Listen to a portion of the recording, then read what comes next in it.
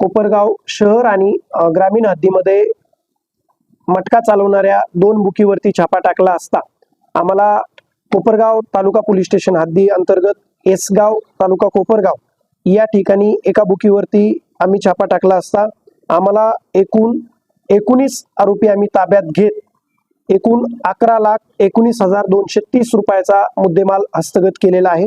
तसेच या दरम्यान रवी सानप हा मटका ही बुकी चालवत असल्याची माहिती आम्हाला मिळालेली आहे, परंतु तो पोलिसांची चाहूल लागताच फरार झालेला आहे। तसेच इतर 4 आरोपी त्यासोबत फरार आहेत।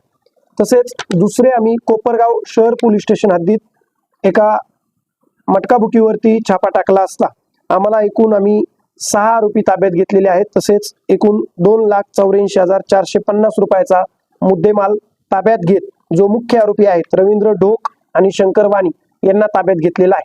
अशी आज आमच्या विशेष पथकानं कोपरगाव ग्रामीण आणि शहर पोलीस स्टेशन हद्दीमध्ये एकूण 25 आरोपींना ताब्यात घेत एकूण 14,03,680 रुपयाचा मुद्देमाल हस्तगत केलेला आहे।